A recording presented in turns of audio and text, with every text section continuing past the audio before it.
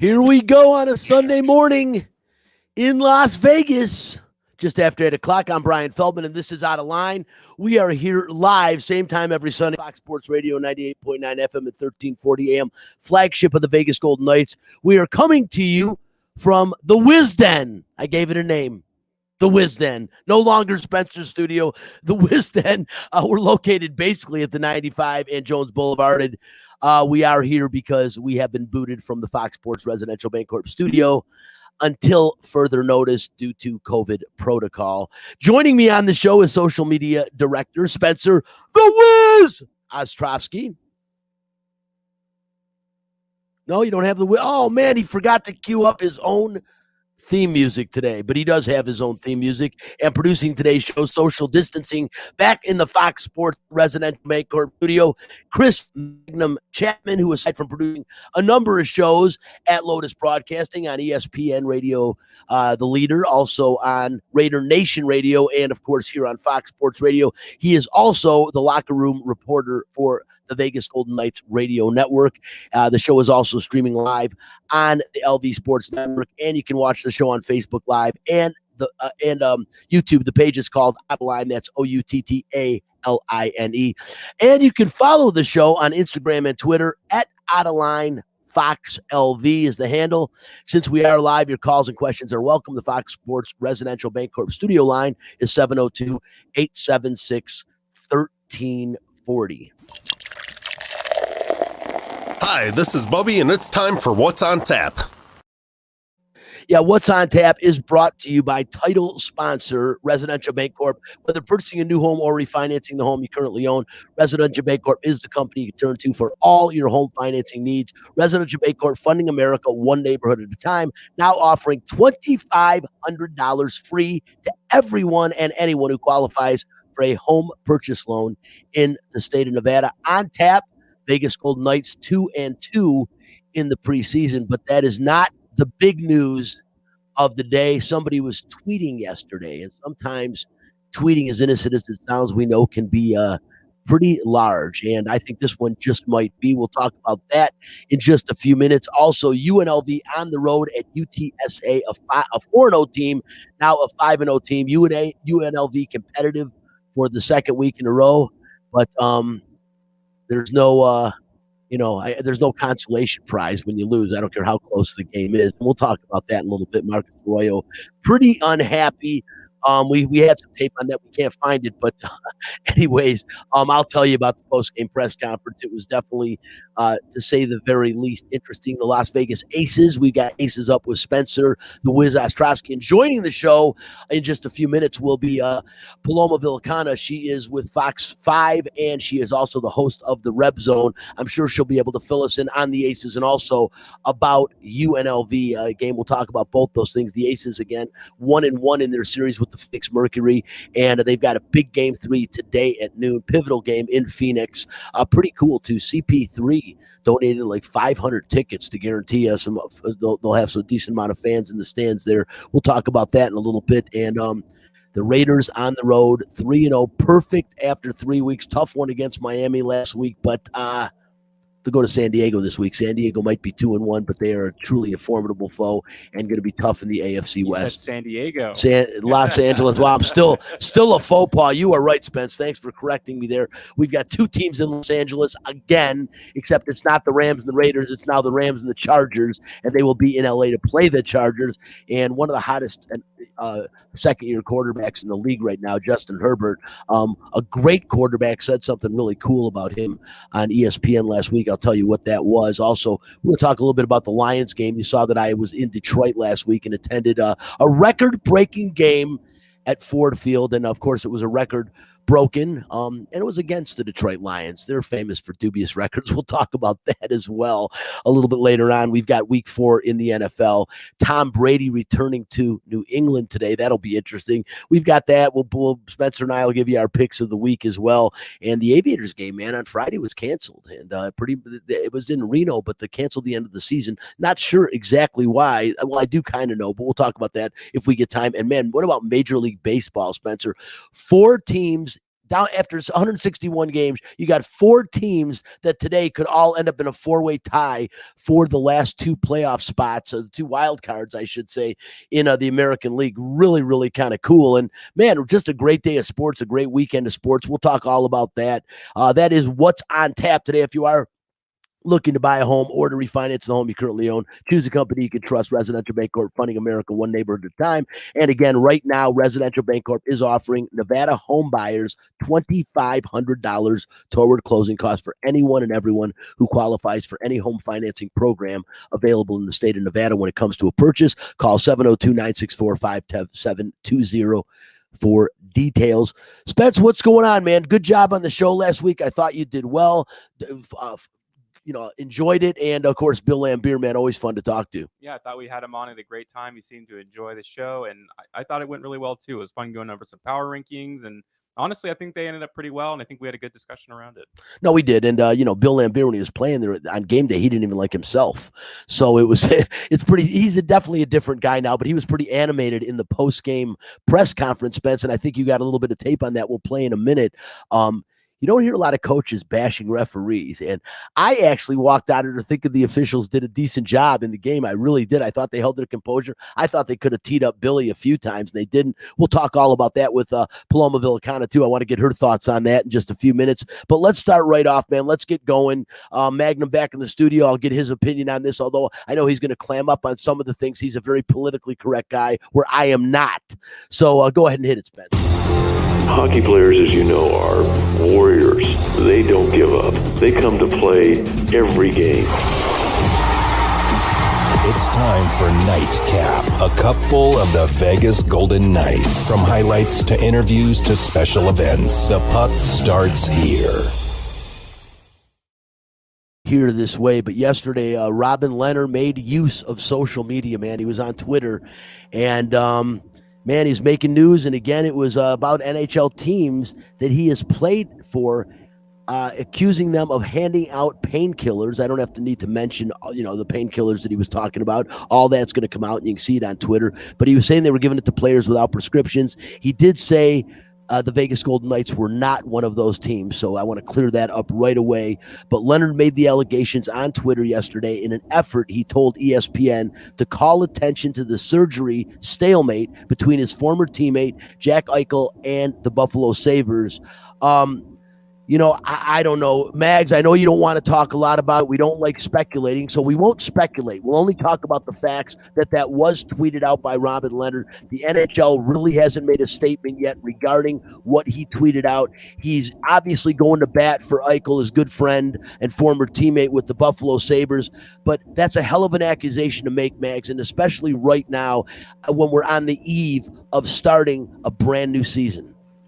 Yeah, it's obviously a very serious case of what's being reported. And Drew Wheeler, who I guess covers the Flyers, he tweeted out that they were involved in giving current Golden Knight Nolan Patrick all sorts of painkillers and things like that. And Robin Leonard did chime in.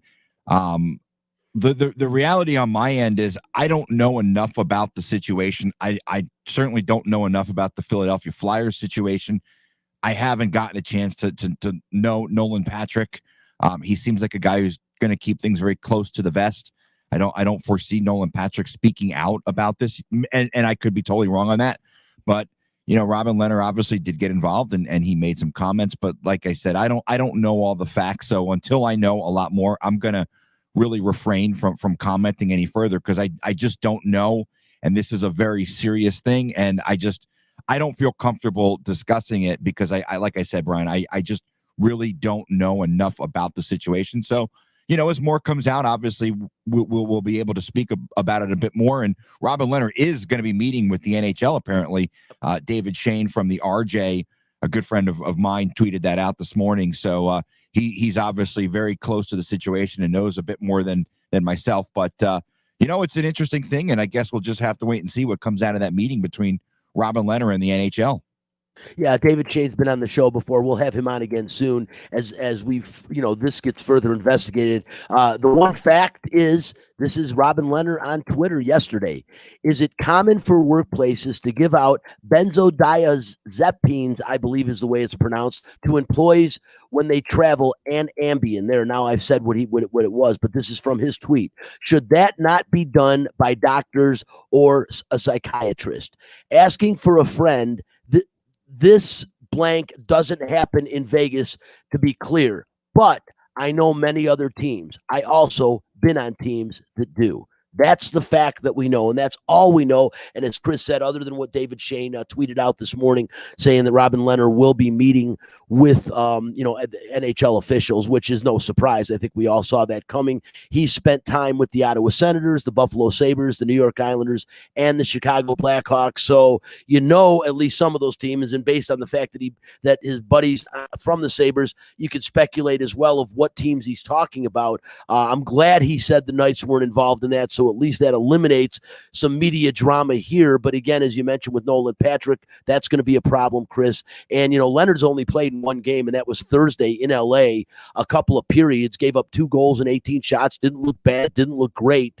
And, he's the heir apparent right now, 30 years old, and he's the man that's supposed to lead him between the pipes in the majority of the games this year.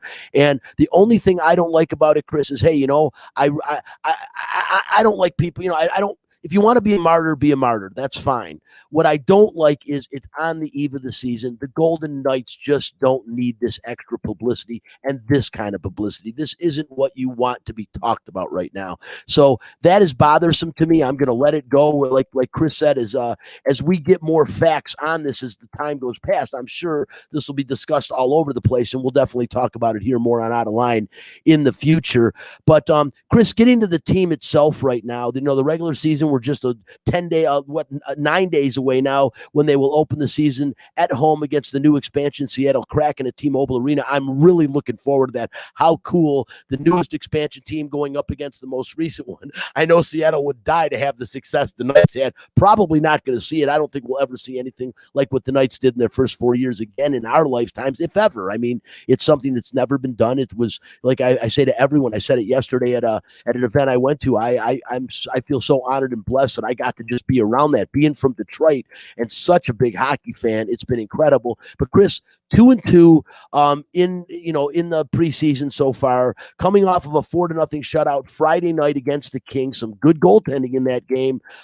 What are you expecting, and what do you think that Pete DeBoer, Kelly McCrimmon, and even Bill Foley is expecting out of this team this year?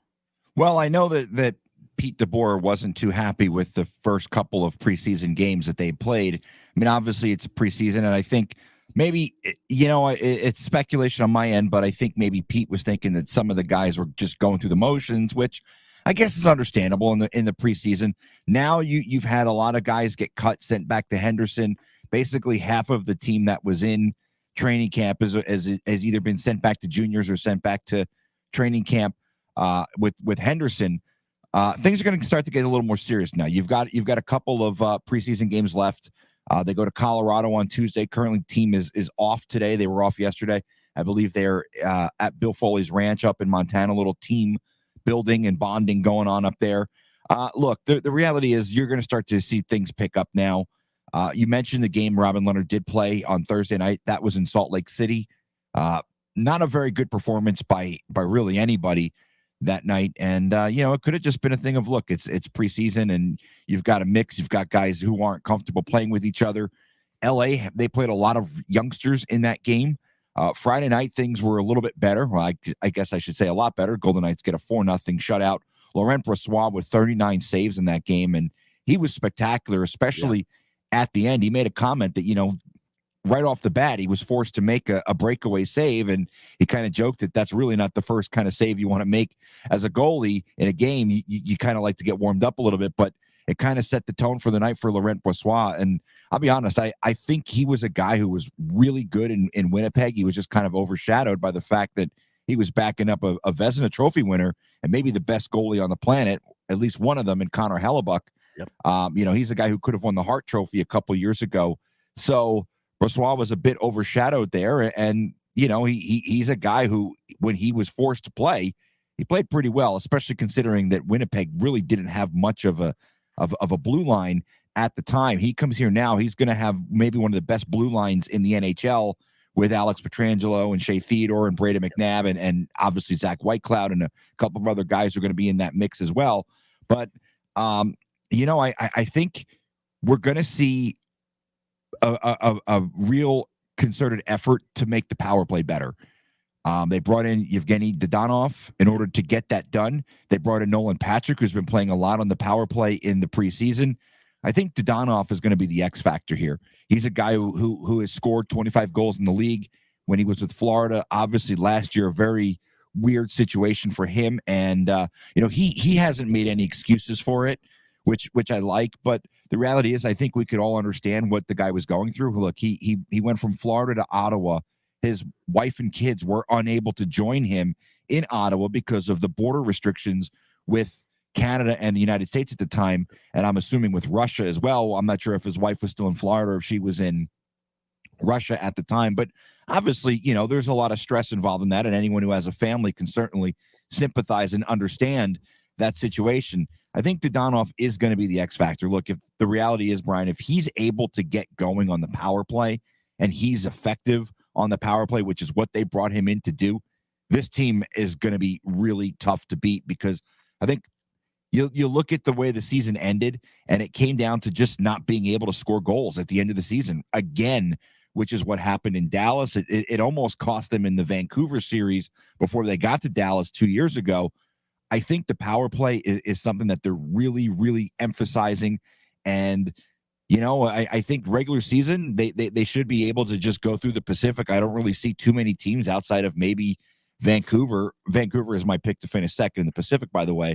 I know a lot of people have Edmonton there. I just think Vancouver is going to be better, and I think Demko is going to be really good for them this year. But they should win the division pretty comfortably. Then it kind of sets up, all right, Colorado maybe in the Western Conference Final again, and they're going to be hungry. They're going to be pissed about the way their season ended. Certainly, they're going to bring it. And we're looking way down the road, but the Golden Knights, the key will be the power play. If they can score goals on the power play, they're going to be really, really, really tough to beat.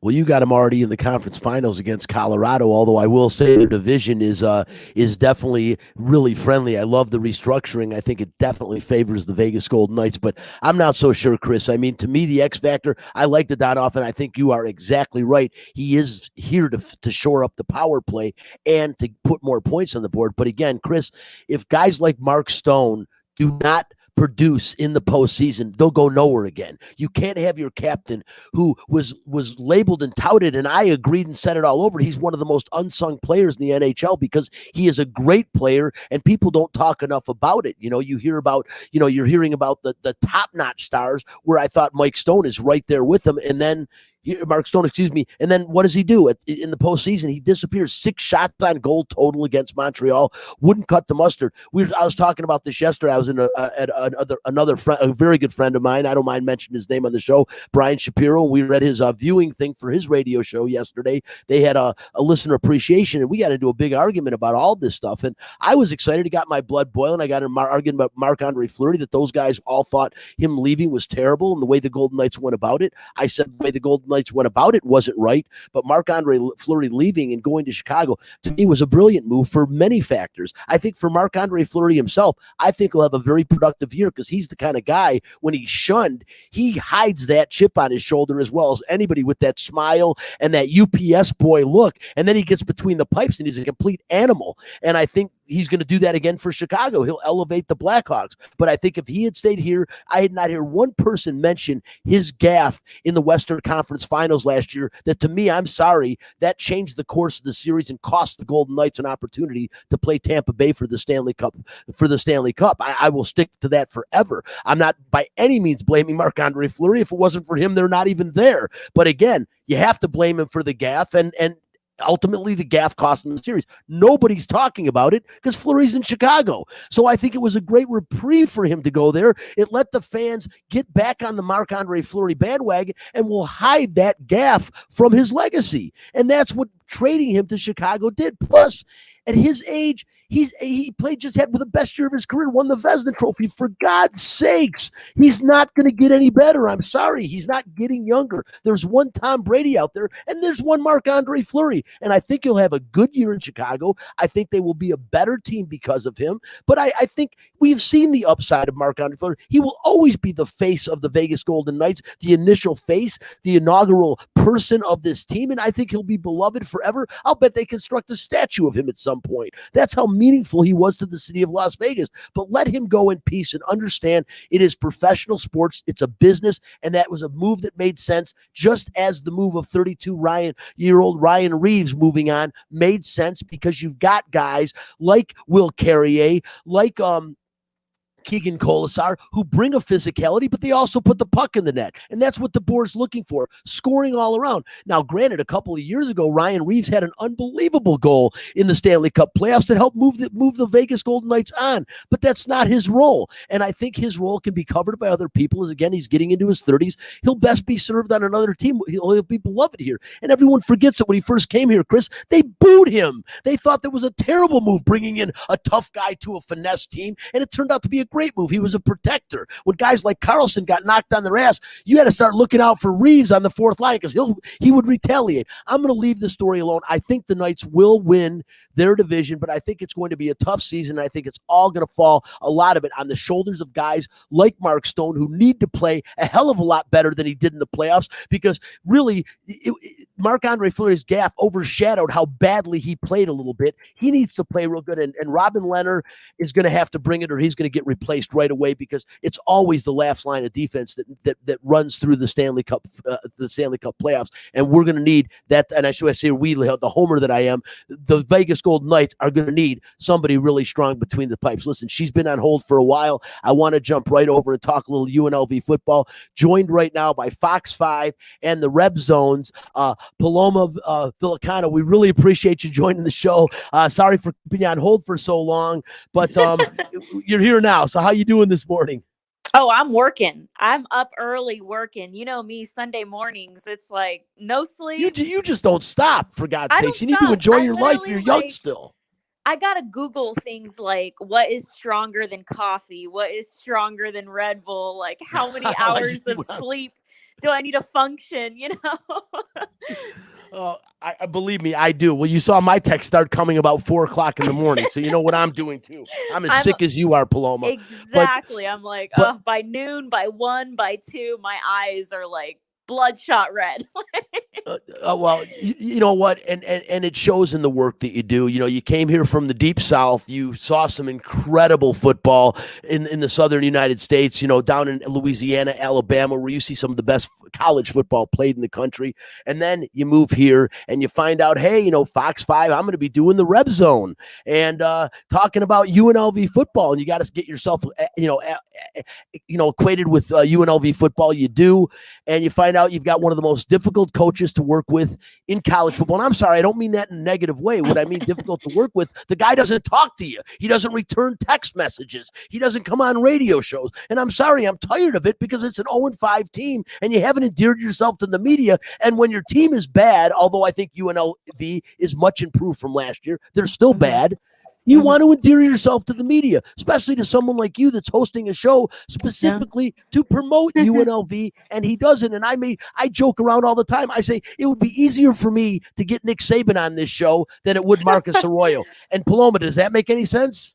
I mean, I think there's a lot to talk about with this football team and in every angle of this new program. And for me as a reporter, I've never covered a team where it's completely brand new. They're starting this thing up from scratch.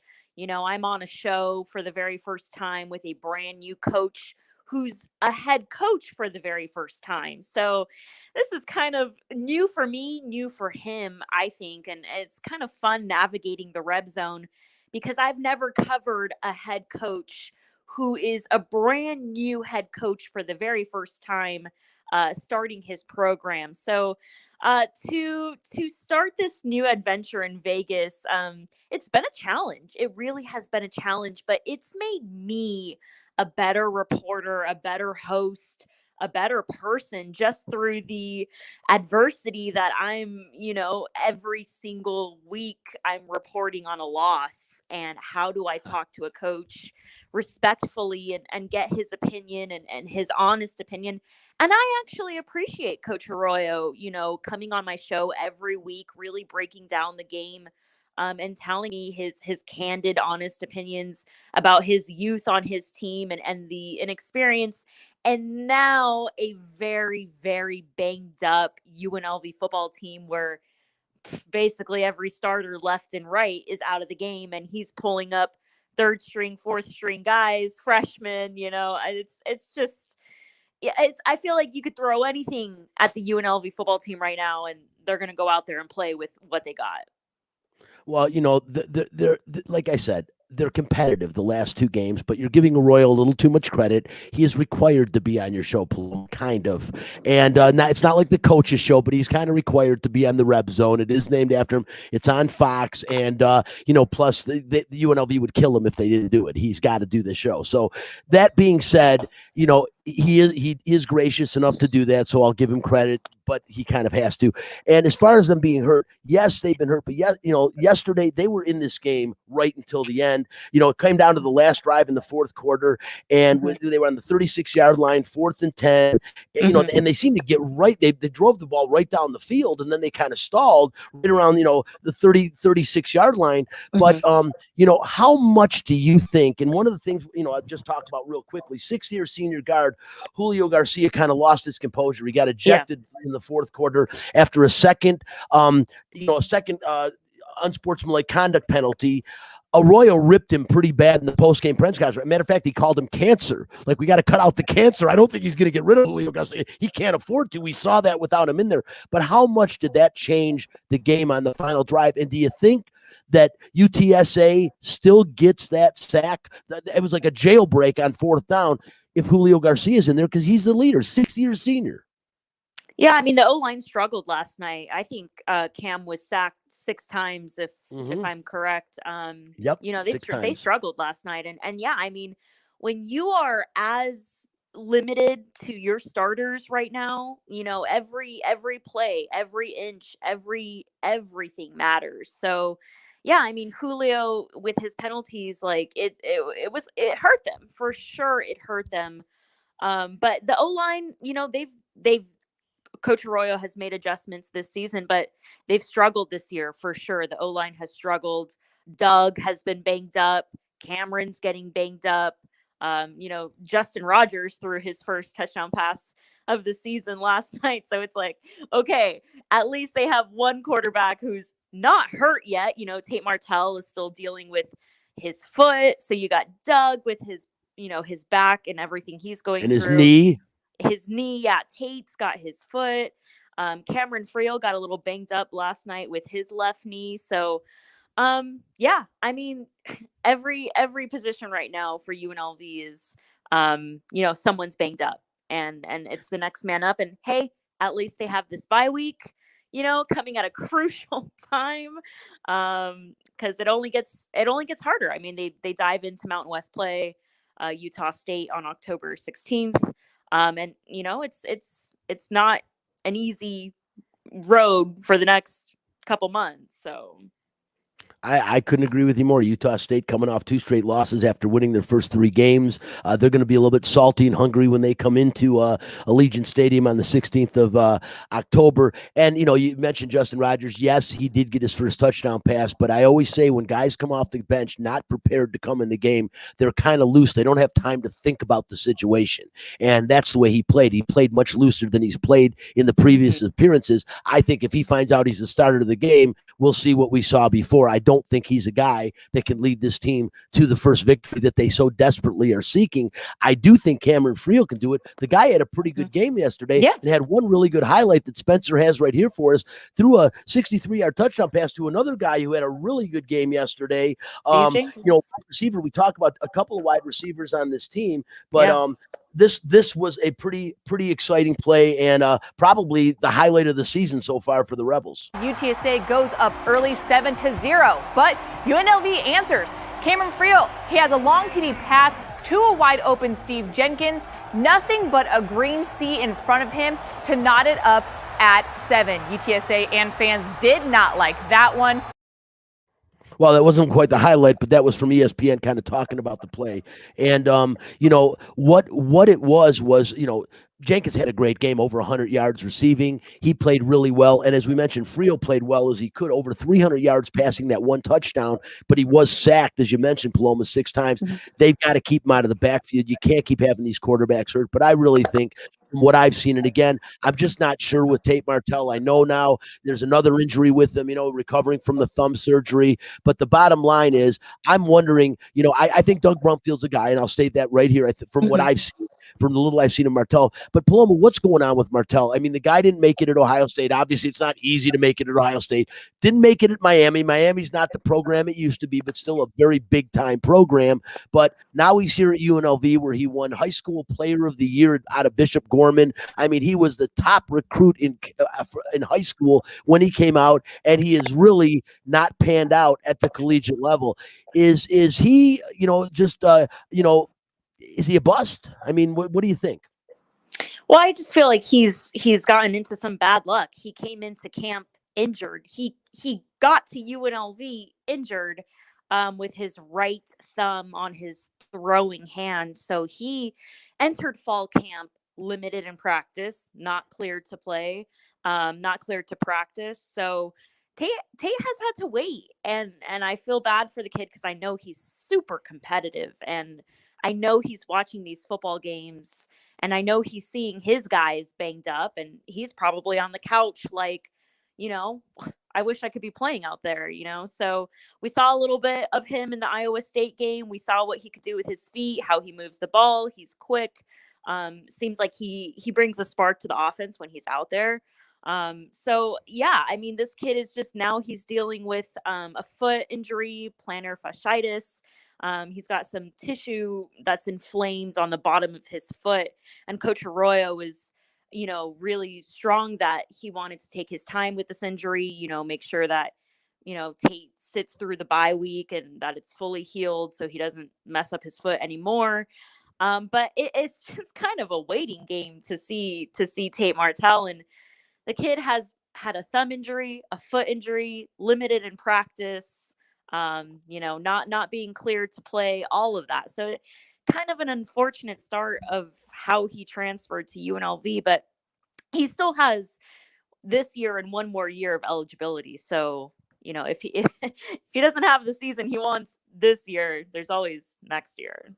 And that's it. There is next year. That's he is a local guy, and I know people here were really excited when he said he was transferring to UNLV. Like, wow, we're going to have a quarterback. But then, like I said, I was really impressed with Doug Brumfield before he went down. I think he's a tough kid. I think he's very mobile and agile, and he can also throw the football, as we've seen. Paloma, last question. We'll move on. I want to get on to the Las Vegas Aces, but what happens if this team doesn't win a game this year? What do you think happens? I mean, Arroyo's got to be on the hot seat. It's the second year. He was hired by departed athletic director Desiree Reed-Francois, so he's not a university pick, so to speak. And there's been all kinds of rumors as to why he was brought here from Oregon. I'll leave all that alone. But what do you think? I mean, this guy, you don't win a game for 2 seasons. I mean, come on, that's it. How much time do you give somebody? Yeah, I mean, I've never been, I've been around football my entire life, and I've never been with a program that has, lost as many games. What is it, 11 games now under Coach Arroyo? 11 games. That's right. So personally, it's just like, this is a new challenge for me to continue to, just try and find the nuggets of growth and positivity. And I see it. I see it a lot at practice. I see, this young freshman, sophomore, his guys, I see them growing. I see his receiver core getting better. Doug Brumfield has flashed a lot this season when he's out there and he's healthy. So it's almost like I look at the guys he brought in and I do see a light. I do see growth and potential with his recruits.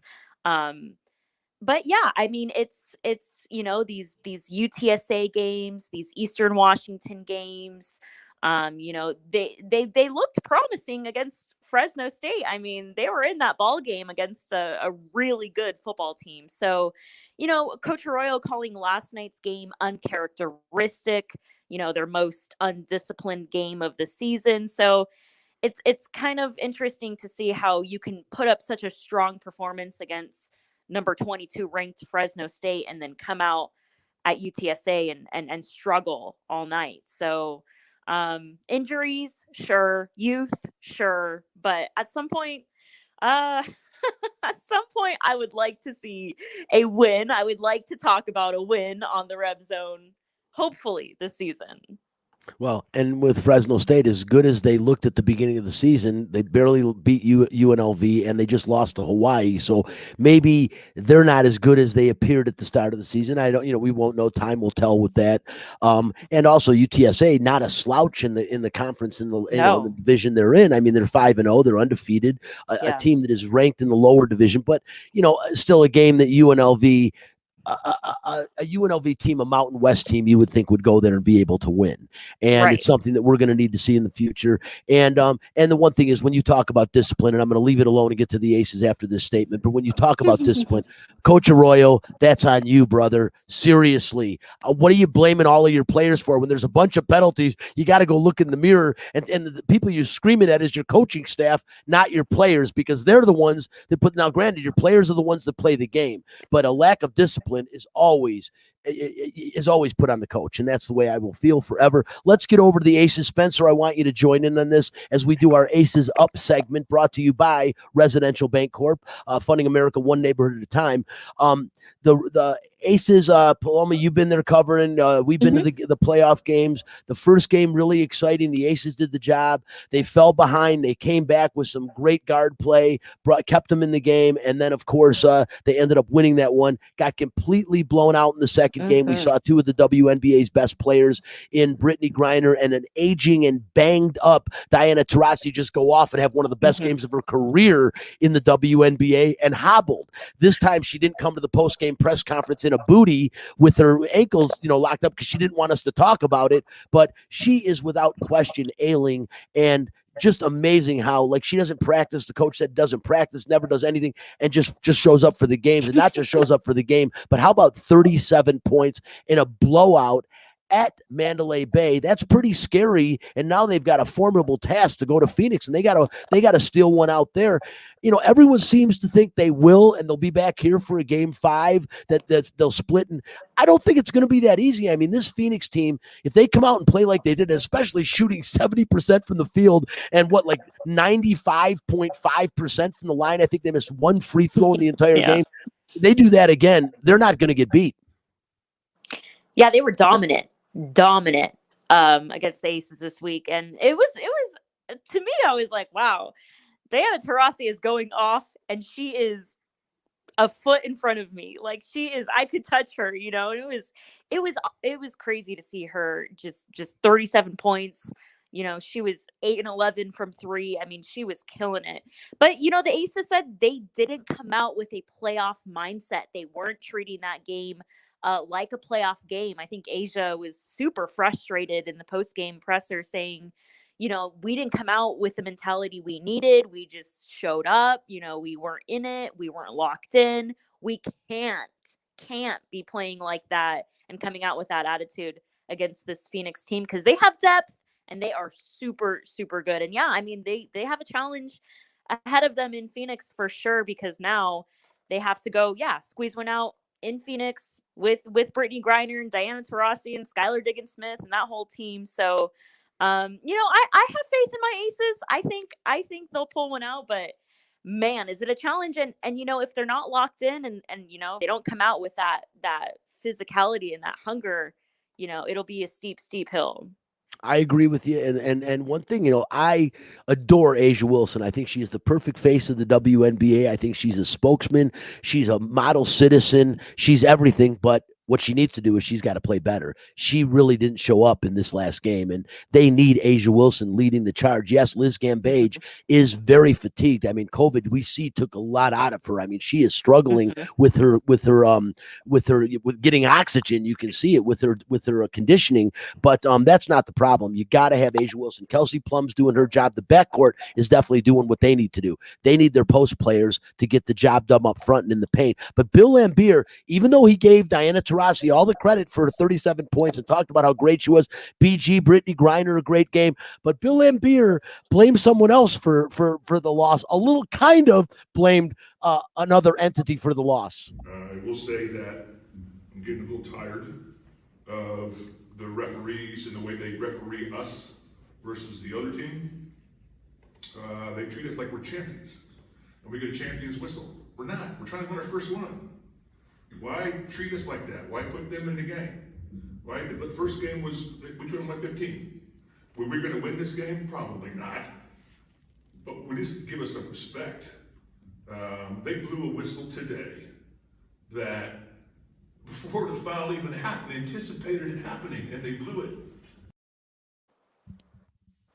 Yeah, you know what's crazy is Paloma. I was watching the same game. I thought Bill could have been teed up 2 or 3 times during the game, and I honestly thought the officials did a good job. I didn't think they did a good job in game 1, the game they won. And last game, I thought they did a really good job. They maintained composure, and I mean, Diana Taurasi and Brittany Griner went off. That's what happened. And Asia Wilson didn't play at the top of her game. Liz Gambage was fatigued, and I mean, you blinked and it was like 11-0. I mean, that's the way it was, and they never recovered from it like they did the first game. The one thing for sure is they realize, and if they didn't realize it, they need to. They can't fall behind in games, especially that far behind against a team with the capability of the Phoenix Mercury and the players they have on this team. 2 of the best in college, maybe 2 of the best, 2 of the best former college players, and maybe 2 of the best in professional basketball history. I mean, Brittany Griner is young, and she is going to do nothing but get better. And Diana Taurasi's career is as storied as it gets, men or women's basketball, and that's what happened. They just went off. It wasn't, and they like I said, 70%. But what did you think? Did you think the officiating was that bad? Well, it was really slowing down the Aces game. Like, you could see on the sideline, the girls were, jumping up and down, trying to run, trying to stay warm and everything. And I think that messed with their flow, their chemistry, their stamina, like stopping every play. I was like, this game is taking forever. It was a long game. I'll give you that. And then they would resume play, and boom, Taurasi 3, Taurasi back-to-back 3. I'm like, oh damn, like they're coming out hot. So yeah, I mean, I could see why Bill was frustrated, but also they didn't respond. They would come out and they didn't respond to Phoenix. So. No, I agree. And, with Laimbeer, I love that as animated as Bill is, he's so much different as a coach than he was as a player. Like I said at the beginning of the show, as a player, there were times that he didn't even like himself on game day. So, now he is much more calm and more relaxed. But, he sits there, he's direct, he answers the questions, he handles himself eloquently after a loss. I thought he really did a good job after the loss of handling himself and answering all the questions and, poking fun at the officials a little bit, not so much fun, but I still, like I said, I thought that you can't blame them. You got to shore up your defense. And again, very rarely are you going to see a team shoot over 50% like the Aces did and lose the game. It might have slowed it down a little bit, and I agree with you there when I look at that element of it. But again, it was the Mercury's night, and they were not going to be denied, and that's what we all saw watching that game. I do think the Aces will win one in Phoenix, and I do think there'll be a game 5 at Mandalay Bay, but don't count, it is still a tremendous hurdle. And the last thing I'll say about that is I thought Bill Laimbeer had it backwards with officials. Champions they get champion calls, meaning they don't get fouls called against them. So when you're a champion, you don't get bad calls against you. It's not when you're a champion, you're given championship calls. I thought it was backwards. My whole life you hear that complaint that like LeBron doesn't get the calls because of who he is. He doesn't get extra calls because of who he is. So, I thought that was a little bit backwards. Bill was saying like, we're not being treated like a champion. That would have been more, and you're not yet, but maybe there will be. Listen, she is Paloma Vilcano. She is from Fox 5 Red Zone. Check her out. You do a great job with what you do, and we're happy to have you here in Vegas. And hopefully some of that winning tradition from where you work down south, you can kind of sprinkle on Las Vegas. We could use some at the collegiate level for damn sure. I hope so. Listen, we will definitely have you on again soon. And Paloma, how can everyone see you and follow you and all that? Give me your contact info. I know Spencer's been putting some of it up, but go ahead and give it to him. Yeah, 10:30 every Sunday on Fox 5 is when the Red Zone airs. I cover the Aces, UNLV, Raiders all week long on Fox 5. You can follow me at Paloma Villicana on Twitter and Instagram. And my social media is, I'm a better social media reporter than I am a TV reporter. So if you want the latest content, it's on my social media. So. Hey, I think you do great at both of them, Paloma. Not giving yourself enough credit. And we'll have you on next time to talk about the Raiders. We'll be talking about them in a few minutes here, but I definitely want to get your thoughts down the road on them as well. Thanks so much for. I know you're awake anyways, but for joining the show this morning, giving us some of your time on a Sunday morning. Thanks. See you guys. Absolutely. Spence, it took a long time, but great stuff. I think she does a phenomenal job, and she really fits in well here in the media. Real quickly, I don't want to spend a ton of time on it, capping the top 25. Do you know, Spencer, that what's crazy is this season, 34 losses by AP ranked teams. It's the most through 5 weeks in history all time. And again, 6 more yesterday. People are considering that Notre Dame, a tremendous upset. It wasn't a huge upset. It was a small one. I mean, Cincinnati is a really good team, but Notre Dame was down 17-0 at halftime. And you got to hear this. Brian Kelly just went off, and I thought it was humorous. You're evaluated for every snap that you play in this second half wearing a Notre Dame jersey. And you're going to play it the right way, or you're not going to play. Period. End of discussion. I'd like to see Brian Kelly. I'd like to see Brian Kelly put on a helmet and get out there and play. I mean, they were playing. The bottom line is, you know what that's saying? He's saying he's acting like Cincinnati is a low-level team. Cincinnati is a playoff contender, and most people, if you're smart and you've been paying attention, you've got them ranked 3 or 4 right now. So that means they are in the college football playoff. This is a really good team. Their quarterback, Desmond Ridder, he's the second player in the American Athletic Conference history with 65 touchdown passes, 25 rushing touchdowns.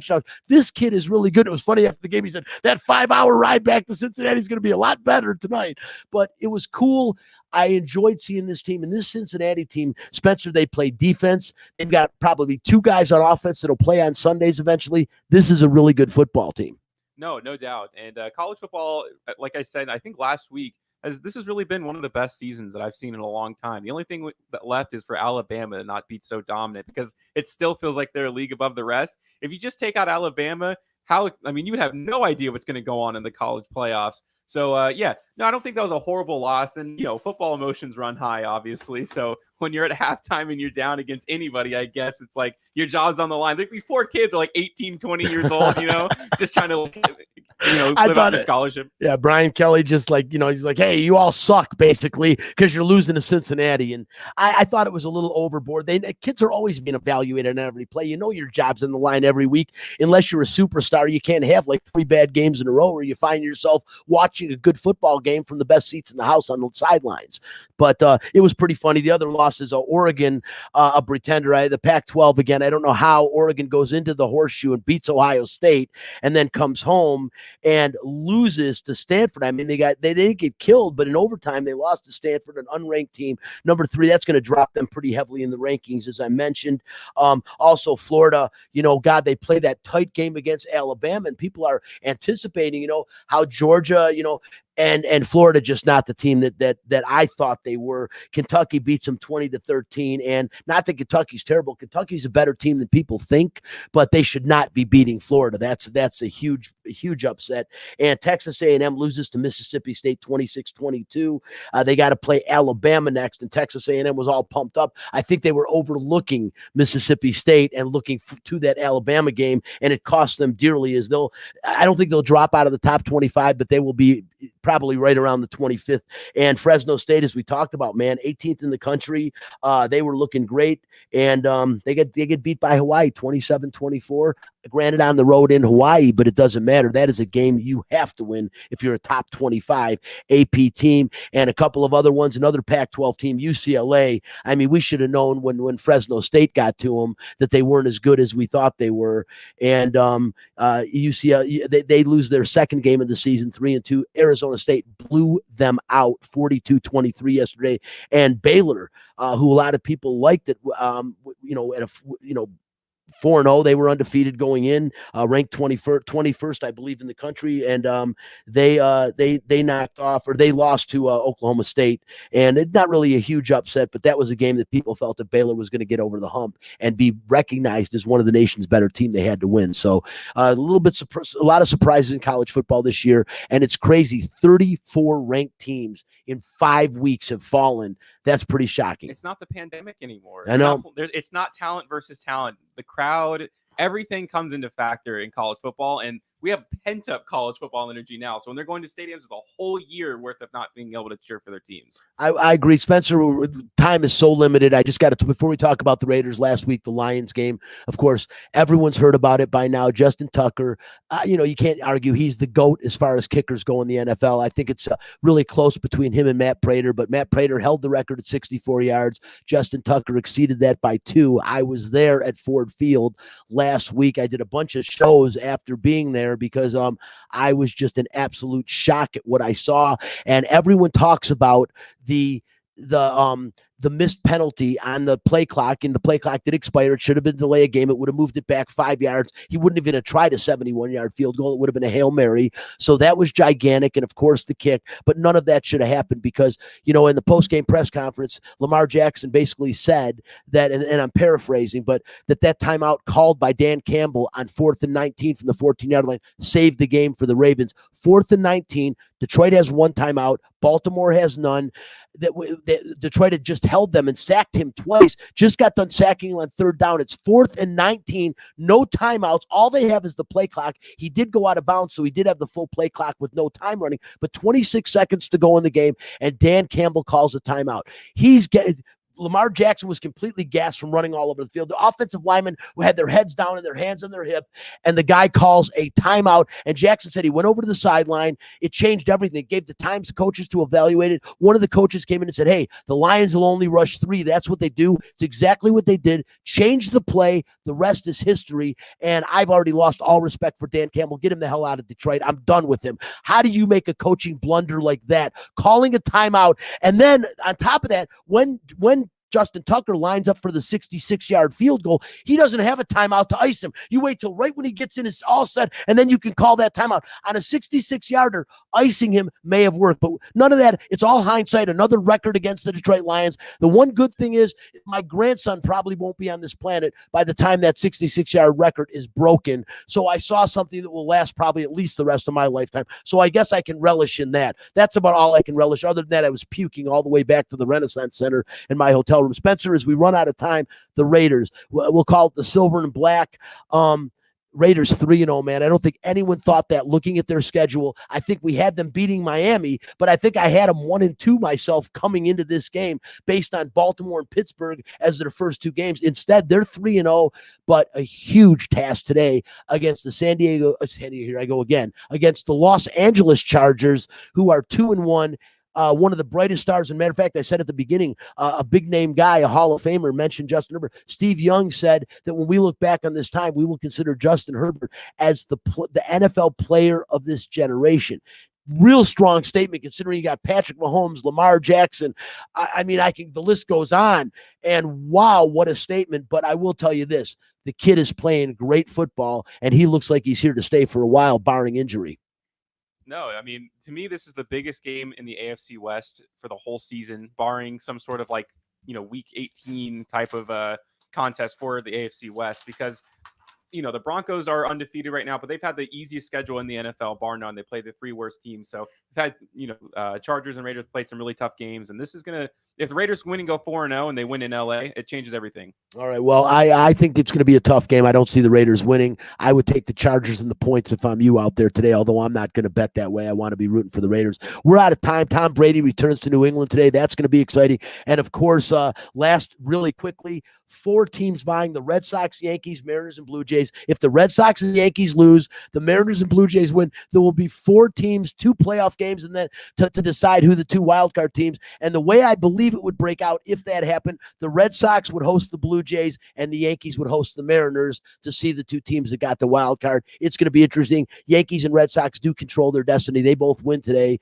They're in, and that's the way it was. Really cool. Listen, we're out of time. I'm Brian Feldman. Want to thank so much Paloma Villicana for joining the show from Fox 5 and from the Reb Zone. Of course, my social media director and co-host Spencer the Wiz Ostrowski, and back in studio, Chris Magnum Chapman, who always does a great job producing the show. Appreciate all you guys. We will be back next week with Q Meyer, the sports director of Myers from Lotus Broadcast, will be joining us to talk Raiders. He does a great job if you don't check him out on Raider Nation Radio. I'm out. We'll see you next week. Bye-bye.